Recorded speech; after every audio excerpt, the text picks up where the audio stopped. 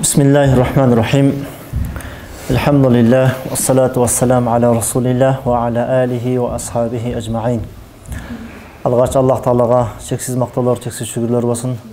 Peygamberimiz Muhammed Mustafa sallallahu aleyhi ve sellem'e salam salavatlar olsun. Bismillahirrahmanirrahim. An Umar ibn al-Khattab radıyallahu anhu قال قال رسول الله صلى الله عليه وسلم بينما نحن عند رسول الله صلى الله عليه وسلم ذات يوم. Umar radıyallahu anh aytadi, biz күндөрдүн биринде пайгамбарыбыз менен олтурган элек. İza tala'a alayna rajulun. Bizge şadidu bayadu thiyab, appak kiyinген bir kişi geldi deydi. Biz пайгамбарыбыз менен олтурсак, bizge appak kiyinген bir kişi geldi. Şadidu savadu şa'ar. Çaçı bolsa kapkara эле. Çaçı kapkara, appak kiyinген, bizim tiliмен айтканда bir красавчик kişi geldi deydi. La yura alayhi atharu sefer. Бирок ал кишиден эч бир сафарда жүрүп бир мындай бир мусапырдай бир белги көрбөдү дейт да. Мусапыр адам кандай чарчап, кийими кирдеп, анан тердеп, кийими мындай бир эме кыйналып калат го, сапарда жүргөн кишичи. Бирок андай бир сапарда жүргөн кишинин бир белгисин биз көрбөдүк дейт да.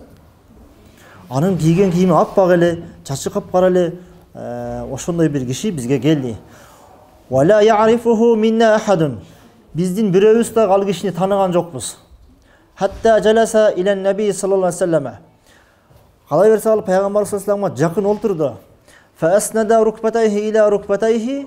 Tizesin Peygamberimizin tizesi menen uşunday çok düzelip Peygamberimizin aldığına uşunday oturdu. Vada'a keffayhi ala fakhidayhi. Andan keyin Peygamberin tizesine iki kolun koydu deydi. Kebir rivayatta geliptir. İki kolun özün tizesine koydu dep. Kebir rivayatta iki kolun Peygamberin tizesine ушинтип койду дейт. Кантсе да колун тизесине коюп, андан кийин фaqal я Мухаммад, андан кийин пайгамбарга айтыптыр: "Эй Мухаммад, ахбирни анил ислам. Мага ислам жөнүндө кабар берчи. Ислам дейсиң, дин дейсиң, бул ислам деген өзү эмне? Мына ушул ислам жөнүндө мага кабар берчи" дегенде, кала пайгамбар айтып атат: "Ал-исламу, ислам деген ан ташхада ан ла илаха иллаллах ва анна Мухаммадан абдуху ва расулуху." İslam деген Аллах Тааланы жалгыз деп күбөлүк берүүң, жана Мухаммад пайгамбар Аллах Тааланын кулу жана элчиси экенине күбөлүк берүүң. Мына ушул ислам. Жана ошондой эле ва тақимус сала, намазды тургузууң, ва ту'тияз зака, закат берүүң, ва тасума рамадана, ошондой эле Рамазан айында орозо кармооң, ва тахаджул байта ин истатаа илейхи сабила, кудуретиң жеткенде, байлыгың өлчөмгө жеткенде ажылык кылууң. Мына ушул 5 фарз, бул деген İslam deydi. Mına İslam degen Allah Taala'nın жалгыз деп күбөлүк берүү, Muhammed Peygamber Allah Taala'nın paygambary деп күбөлүк берүү, ошондой эле 5 вакыт намазды тургузуу, 5 вакыт намазды окуу, ошондой эле закат берүү, Рамазан айында орозо кармоо, байлык нисапка жеткенде ажылыкка баруу. Мына ушул İslam деп айтыптыр. Мына ушинтип айтканда, жанакы келген киши кала саддакта: "О Muhammed, sen чын айттың" дептир. Элестет, ал суроо берип жатат, пайгамбар суроого жооп берсе, кайра ал саддакта, sen чын айттың дептир. Фa'ajabna lahu yas'aluhu wa yusaddiquhu. Биз таң калдык дейт. Фa'ajabna, биз таң калдык. Ал пайгамбарга суроо берет дагы, пайгамбарыбыз анын суроосуна жооп берсе, кайра ал пайгамбар суроосун тастыктап атат, sen туура айттың деп дейт. Qal ахбирни анил иман. Я Мухаммад, эми мага иман тууралуу айтып берчи. İman деген эмне деп сураптыр пайгамбарыбыздан. Пайгамбарыбыздан иман эмне деп сураганда пайгамбарыбыз жооп берди. Qal an tu'mina billahi wa malaikatihi wa kutubihi wa rusulihi wal yawmil akhir. İman деген sen Allah Taala'nын жалгыз деп иман келтирүүң. Бул иман.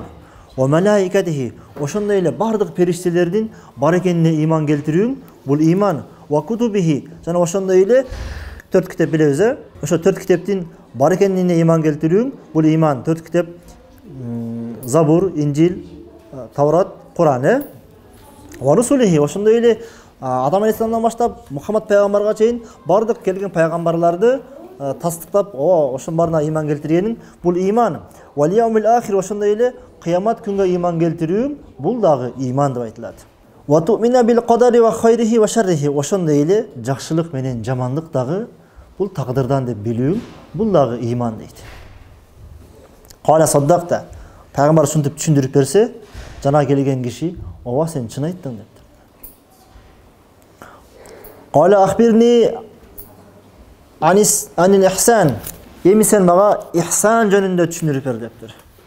Ихсан жөнүндө түшүндүрүп бер десе, кала пайгамбар айтыптыр: "Ан ta'budalloha ka'annaka tarak, an ta'budalloh ka'annaka tarahu, fa in lam takun tarahu fa innahu yarak." Ихсан деген сен Кудайга ибадат кылгын, Кудайды көрүп тургандай дейт. Сен Кудайды көрүп тургандай ибадат кылууң, мына ушул ихсан дейт. Fa in lam takun tarahu, эгерде сен Кудайды көрүп тургандай ибадат кыла албасаң, fa innahu yarak, Кудай мени көрүп турат дегенде ибадат кылууң, мына ушул ихсан дептир. Кала ахбирни анис-саа. Жанагы келген киши ихсанды түшүндүм, ихсан дегенде. Эми сен мага анис-саа, кыямат жөнүндө айтып бер. Дегенде кал пайгамбар айтыптыр: "Мал мас'улу анха би a'lama min as-sa'il." Аны сураганга караганда, мага караганда сен жакшыраак билесиң дептир да. Мага караганда сен жакшыраак билесиң дептир. Деп айтканда, "Кал ахбирни ан амаратиха", анда сен кыяматтын мага белгилерин айтып бер дептир. Бул жакта кыяматтын бир канча белгилери келет экен иншаллах. Эң негизгиси бул жакта биз хадистин баш жагында айтпадыбы? Бизге пайгамбарыбыз менен сүйлөшүп отурсак бир киши келди. Ал кишинин кийген кийими ак эле, чачы кара эле, бир чарчаган эме көрүнгөн жок ал кишиден деп айтты го Умар радиаллаху.